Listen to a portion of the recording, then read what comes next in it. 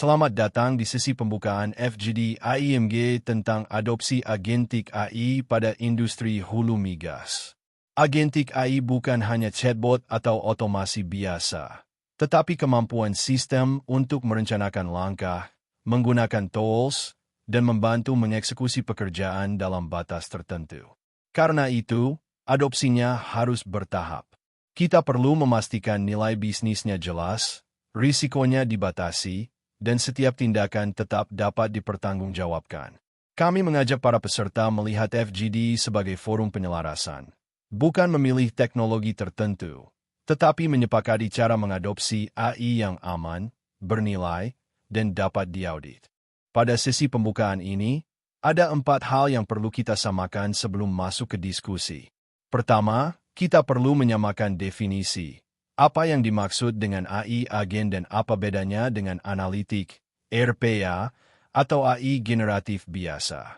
Kedua, kita menetapkan penerapan, yaitu berbasis nilai, berbasis risiko, akuntabel, dan dapat diaudit.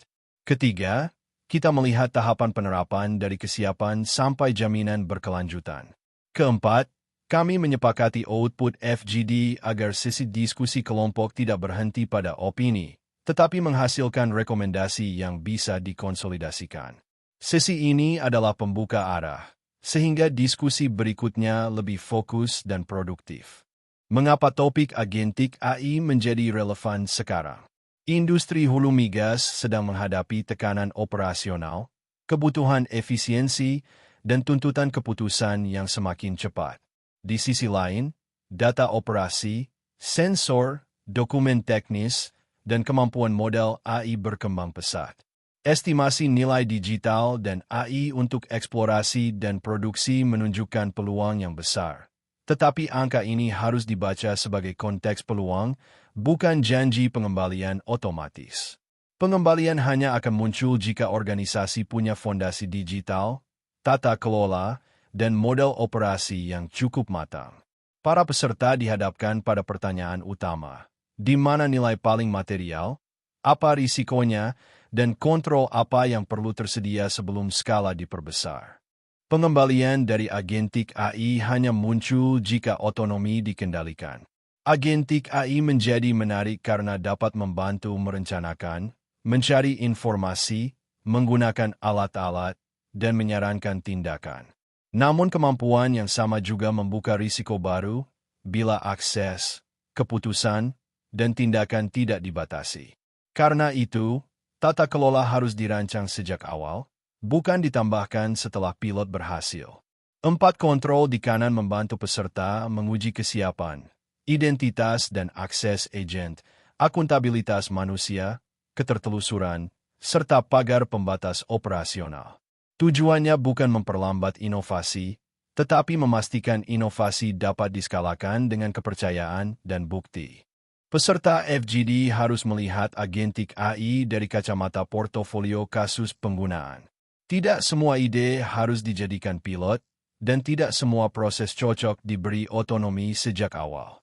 Kasus penggunaan seperti bawah permukaan, pengeboran, produksi, pemeliharaan, HSE, rantai pasokan, dan operasi pengetahuan punya karakter nilai dan risiko yang berbeda. Kriteria awal yang perlu dipakai adalah nilai bisnis, ketersediaan data, proses kritis, dan kemampuan membatasi tindakan agent. Kasus penggunaan yang baik bukan yang terdengar paling canggih, tetapi yang punya pemilik jelas, garis dasar kinerja, data yang memadai, dan jalur kontrol yang dapat dijelaskan kepada auditor maupun manajemen.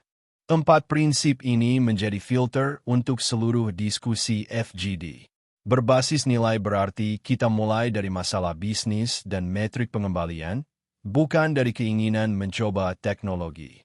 Berbasis risiko berarti kontrol harus proporsional dengan kritikalitas data, proses, dan tindakan yang dilakukan agent.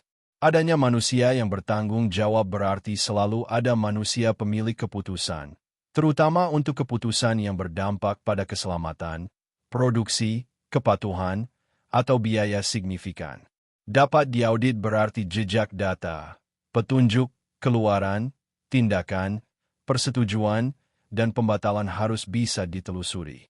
Prinsip ini terkait dengan pola kerja AIMG, netral teknologi, berbasis risiko, dan fokus pada rekomendasi yang dapat diterapkan.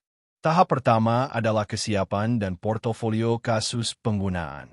Pada tahap ini, organisasi tidak perlu langsung membangun platform besar. Yang lebih penting adalah memetakan proses, mengumpulkan kandidat kasus penggunaan, lalu menyaringnya dengan kriteria yang konsisten. Alur temukan, saring, prioritaskan, buat piagam proyek, dan komitmen, membantu mengubah daftar ide menjadi portofolio yang bisa dikelola.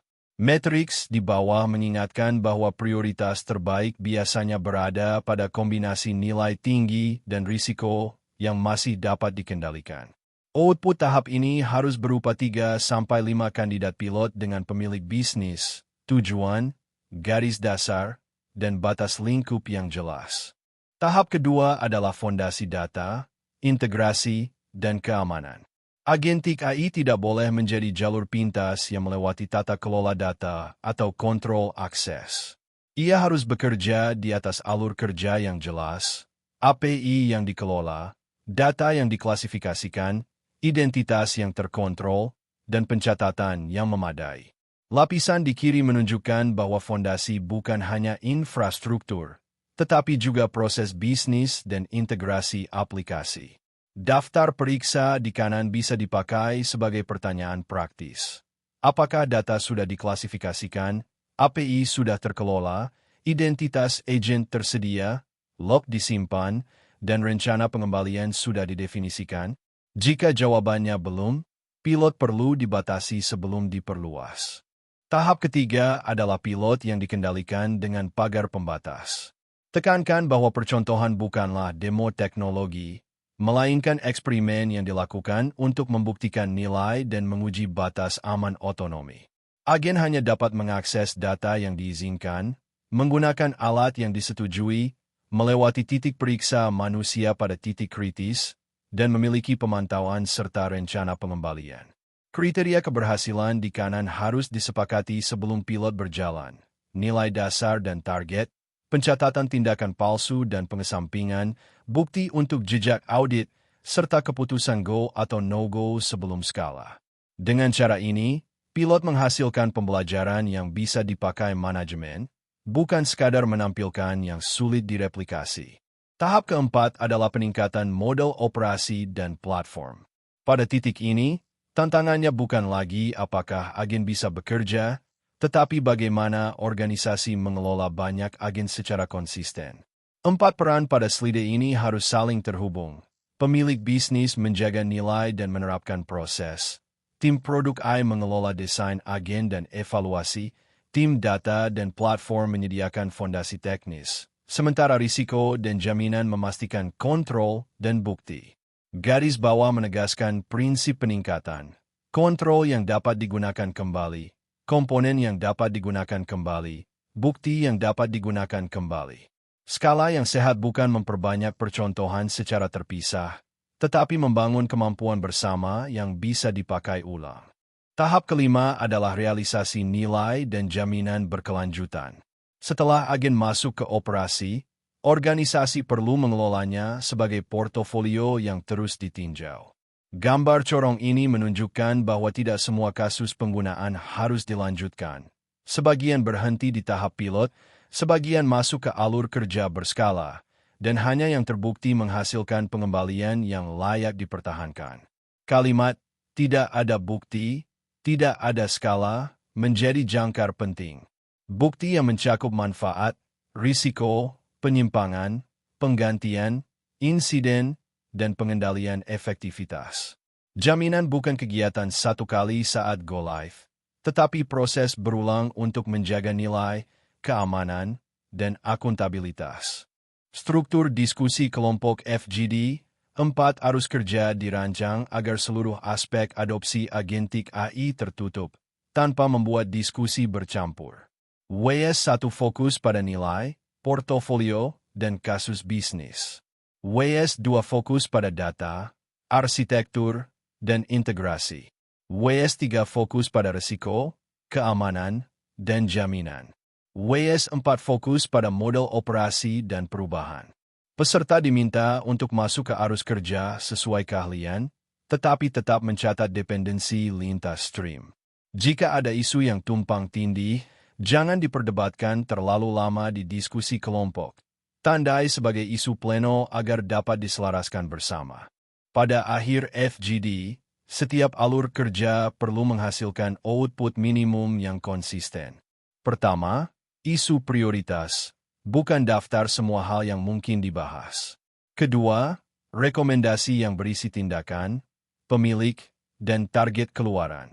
Ketiga, bukti yang menjelaskan data, risiko, kontrol, dan asumsi. Keempat, prioritas tinggi, sedang, rendah beserta dependensi.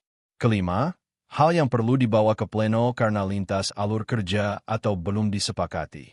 Kualitas keluaran lebih penting daripada jumlah komentar. Rekomendasi yang baik harus bisa dipahami tim editorial, diuji oleh gerbang kualitas, dan diterjemahkan menjadi peta jalan tindak lanjut.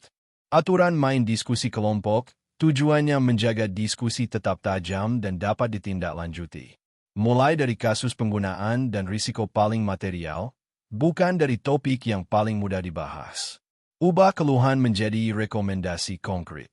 Pisahkan tujuan kontrol dari solusi teknis agar diskusi tetap netral teknologi. Catat pemilik, bukti, ketergantungan, dan isu terbuka sejak awal. Gerbang kualitas di kanan dapat dipakai fasilitator setiap kali satu topik selesai. Apakah nilai jelas, risiko dibatasi, manusia pemilik ada, bukti tersedia, dan langkah selanjutnya tegas? Jika belum, tandai sebagai hal yang perlu ditindaklanjuti atau isu pleno. Sebagai penutup, peserta dikembalikan pada 3 keputusan praktis. Pertama, pilih kasus penggunaan yang benar-benar bernilai dan punya pemilik bisnis. Kedua, bangun fondasi dan pagar pembatas sebelum memberi otonomi yang lebih luas. Ketiga, skalakan hanya jika ada bukti bahwa agen menghasilkan nilai, risikonya terkendali, dan prosesnya dapat diaudit. Pesan akhirnya adalah bahwa agentik AI dapat menjadi pengungkit besar bagi hulu migas, tetapi hanya jika adopsinya disiplin. Mari kita ubah peluang teknologi menjadi rekomendasi adopsi yang konkret, realistis, dan siap ditindaklanjuti.